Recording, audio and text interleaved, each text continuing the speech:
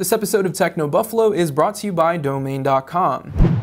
Hey, what's going on, guys? I'm Mark Linsangen from Techno Buffalo, and on today's very special episode of Rumor Roundup, we'll be talking about LG and Samsung. Also, make sure you guys stick around towards the end of this video because I've got a few other things to say. This is Rumor Roundup. Let's go ahead and get started. LG is reportedly looking to enter the mobile payment market with a service dubbed GPay. The payment service would presumably work across the company's portfolio of Android-powered smartphones and Android Wear smartwatches, competing with existing services such as Samsung Pay and Android Pay. According to ET News, LG recently applied for a GPay trademark in Japan, Korea, and the United States. The company apparently gained interest in the space after Samsung launched Samsung Pay, though LG's service won't be able to offer the same kind of mobile transactions. Samsung Pay takes advantage of NFC in addition to magnetic stripe terminals, the latter of which is a unique service originally developed by LuPay, which Samsung acquired last year. ET News said LG has been in touch with South Korean financial businesses since the beginning of this year and has been piloting mobile payments with a company named Cashbee in South Korea. Most people believe that LG Electronics' mobile payment solution, which focuses more on second-tier strategy than early preoccupancy of markets, will have wider payment range and be more versatile than Samsung Pay, ET News said. Industries are putting more importance on USIM-based payment systems, including NFC technologies, rather than Samsung Pay's magnetic stripe method. Now, unfortunately, there's no specific date when LG plans to launch its service, but be sure to check out technobuffalo.com for any news regarding LG Pay. Samsung's answer to the iPhone 6s is still a few months away, but the company could already have an equivalent to Apple's 3D Touch, which a report out of China claims the upcoming Galaxy S7 will offer its own version of the technology. The Galaxy S7 will allegedly use the new Clear Force touchscreen from Synaptics, a California company focused on displays and biometric technology. The screen could offer a similar experience to 3D Touch, but with even more capabilities. That includes the option to speed up scrolling with a hard press, control of zooming and panning, the ability to turn on the screen or unlock the device, and more. Chinese firm Huawei also unveiled its own Force Touch smartphone earlier this year with the Mate S, though the device won't be more broadly available until early next year.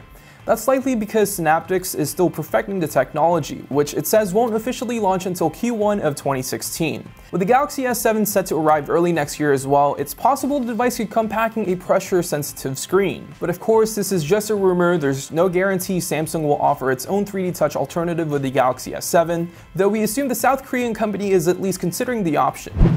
Let me stop this video real fast and thank our friends over at Domain.com. Domain.com is the place to go when the next great idea hits you. It's a one-stop shopping for all your domain names and web hosting email needs. Domain wants to hook our fans up with a pretty cool offer. Save 20% on domain names and web hosting if you use a coupon code TechnoBuffalo at Domain.com's checkout. LG and Samsung already offer devices with curved displays, but the two South Korean companies could be racing towards something even more exciting. Business Korea reports that both firms aim to launch foldable smartphones as soon as next year. Samsung's Project Valley handset has been floating around the rumor mill for quite a while now. The device is expected to offer high-end specs and a large display that folds up for easy transportation. Meanwhile, LG apparently has its own foldable smartphone in the wings.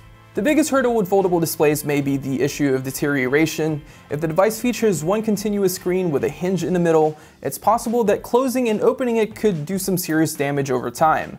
However, it looks like both LG and Samsung may already have a solution. The first folding phones from LG and Samsung may also serve more as proofs of concept than an actual consumer device. If either company can really pull this off, it stands to make a lot of money selling this technology to other phone makers, including Apple. According to Business Korea, Cupertino plans to release the first foldable iPhone in 2018, though by then, the technology could already be old news.